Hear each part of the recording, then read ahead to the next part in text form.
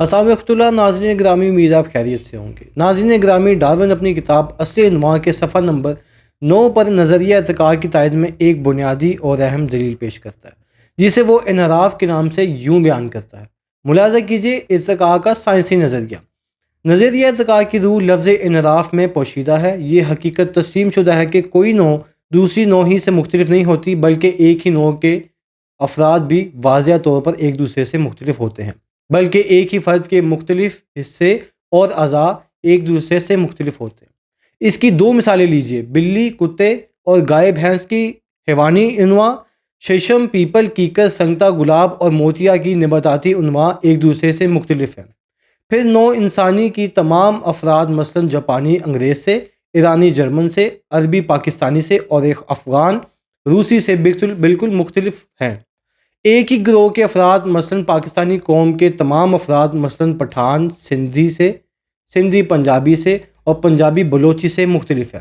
ایک ہی باپ کے اولاد ایک دوسرے سے مختلف ہے، بیٹے کا باپ سے، باپ کا دادا سے، فرد کا فرد سے، نوع کا نوع سے۔ اختلاف اصطلاح میں انحراف کہلواتا ہے۔ ڈارون کی کتاب اصل عنوان اس اصطلاح کی کار فرمائیوں سے اٹی پڑی ہے۔ ڈارون کے مطابق جانداروں میں پائی جانے والی یہی معمولی فرق وقت کے ساتھ ساتھ بڑی تبدیلیوں کی بنیاد بنتے ہیں۔ لیکن سوال یہ ہے کہ کیا ڈارون کا یہ تصور آج کی جدید جینیات جینیٹکس کی روشنی میں اب بھی قائم رہتا ہے؟ کیا انحراف واقعی ارتقائی تخلیق کی طاقت رکھتا ہے، یا یہ صرف جینیاتی حدود کے اندر ہونے والی تبدیلی ہے؟ یہاں سے ایک اہم امتیاز سامنے آتا ہے۔ جو کچھ نظر آتا ہے اور جو کچھ جینز میں ہوتا ہے، اسے فرق کو سمجھنے کے لیے ہمیں جینیات کی دو بنیادی اصطلاحات کی طرف جانا ہوگا، جینوٹائپ اور فینوٹائپ۔ ملاحظہ کیجئے ڈاکٹر عبدالرشید مہاجر صاحب کی کتاب جینیات۔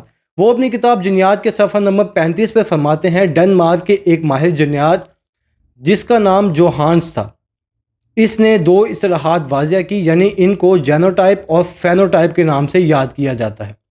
جینوٹائپ وراثت کا مجموعی میزان ہے جسے ایک جسم کے حصے اپنے مورث سے حاصل کرتا ہے۔ تمام مجموعی خصوصیات مثلاً رنگ، نسل، شکل، جسامت، سلوک، کیمیائی بناوٹ، بیرونی و اندرونی بڑی اور خودبینی ساختیں سب اسی جینوٹائپ کی مرہون ہوتی ہیں۔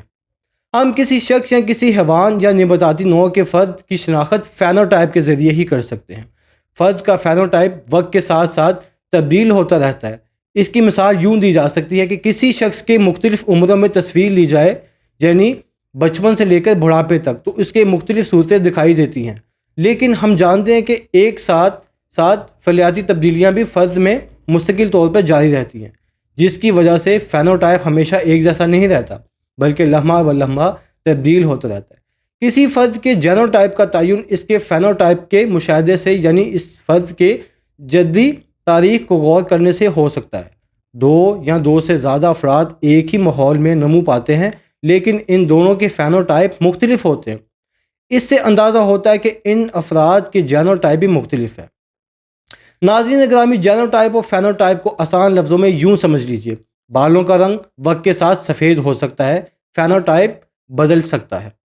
آنکھوں کا رنگ پیدا ہونے سے موت تک ایک جیسا ہی رہتا ہے، جینوٹائپ بدلتا نہیں۔ یوں ناظرین، فینوٹائپ وقت اور ماحول کے ساتھ بدلتا رہتا ہے، لیکن جینوٹائپ بنیادی طور پر مستقل رہتی ہے۔ لہٰذا جینیات کی روشنی میں دیکھا جائے تو نظریہ ارتقاء اپنے دعووں کے اعتبار سے رد ہوتا نظر آتا ہے۔ دوسری بات، ڈارون کے انحراف کی دلیل کے مطابق یہ معمولی تبدیلیاں وقت کے ساتھ جمع ہو کر نئی انواع پیدا کر سکتی ہیں، لیکن جینیات کی روشنی میں دیکھا جائے تو جانوروں میں کچھ تبدیلیاں ضرور واقع ہوتی ہیں، لیکن یہ بالکل درست نہیں کہ ایک ہی نوع سے دوسری نوع پیدا ہو جائے۔ اپنا بہت سارا خیال رکھیں۔ اگلی ویڈیو تک کے لیے اللہ حافظ۔